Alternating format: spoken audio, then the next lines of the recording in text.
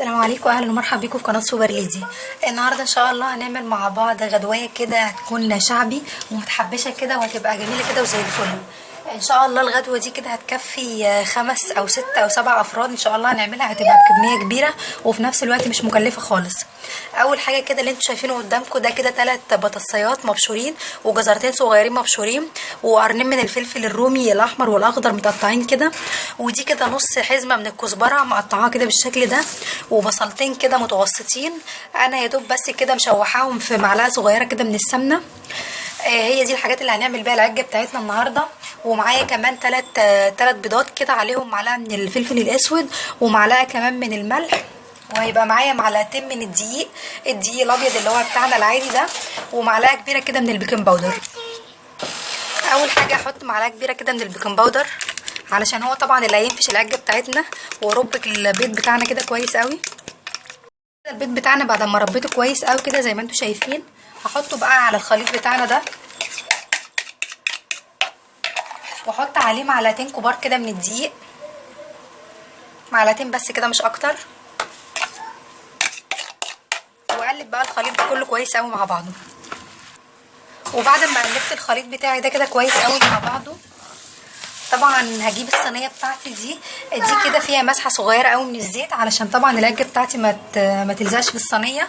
وبعد كده هنزل كده كل الحاجات في الصينيه بتاعتي وهدخلها بقى الفرن على درجه حراره متوسطه لغايه لما تستوي وتنفش كده في الفرن. وطبعا عايزه اقول لكم ان الخضار بتاع العجه دي انت مش بتبقي يعني متأيده بخضار معين، ممكن تعمليه باي نوع خضار. ممكن كمان لو عندك كوسه وعايزه تحطيها بتبشريها برده كده بشر ناعم وبتحطيها مع الخضار بتاعك ده. ودلوقتي بقى بعد ما سويت الخضار بتاعي هدخله بقى الفرن على طول. دلوقتي كده انا هعمل بقى البطاطس بتاعتي. ده كده تقريبا كيلو الا ربع من البطاطس. طبعا انا مش هحمرها لان هي بتشرب زيت كتير برده في التحمير، والزيت برده غالي اليومين دول، فاحنا ان شاء الله هنوفر برده شويه، هنعملها محمره برده بس في الفرن. ده كده الصاج بتاعي فيه مسحه صغيره قوي من الزيت. هجيب الاول البطاطس بتاعتي احط لها كده رشه صغيره كده من الملح،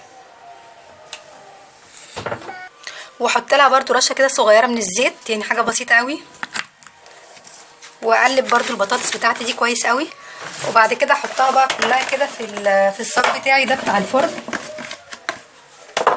واسويها كده كلها كويس، واحط لها بقى رشه صغيره قوي كده من الزعتر بيديها طعم حلو قوي وكمان ريحه حلوه قوي. وادخلها بقى الفرن دلوقتي على طول لغايه لما تستوي وتحمر. دلوقتي كده انا هعمل بقى طبق مش معتبر. اللي قدامنا ده كده فلفلايه رومي احمر على فلفلايه رومي اخضر على طماطمايه كده كبيره متقطعه كلهم مربعات كده بالشكل ده.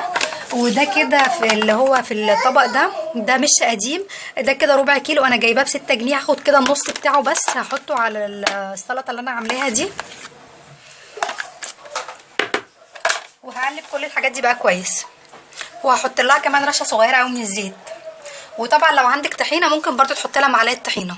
كده الغدا بتاعي بعد ما خلص ده كده السرفيس اللي هو بتاع عجه الخضار اللي احنا عملناها مع بعض. ما شاء الله الصينيه جابت السرفيس ده كده والسرفيس الصغير ده.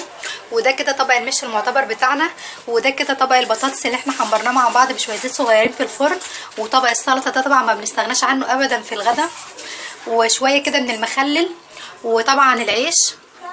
طبعا ما شاء الله الغدا بكميه كبيره اهو زي ما انتم شايفين، وهيغدي ان شاء الله 5 أو 6 انفار وهيكفي كمان. تعالوا بقى نحسب التكلفه بتاعته.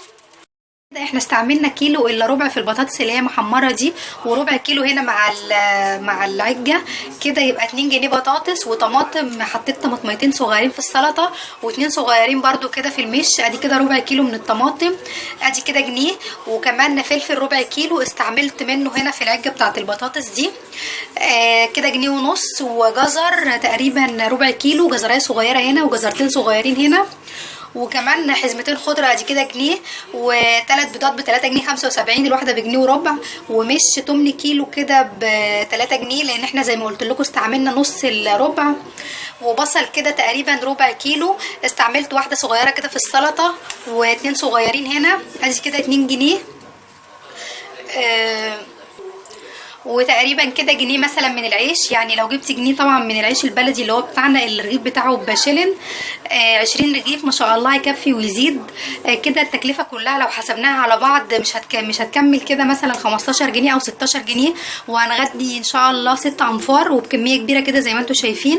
وزي ما قلت لكم كده يا حبايبي، الرقه على البركه، اهم حاجه البركه، ربنا يزودها لنا يا رب في بيوتنا، وبالهنا والشفا ليكم كلكم. وطبعا دلوقتي هناكل بقى بالعيش البلدي ده وعينكم ما تشوفي الا النور. اشوفكم بقى ان شاء الله يا حبايبي في فيديو جديد.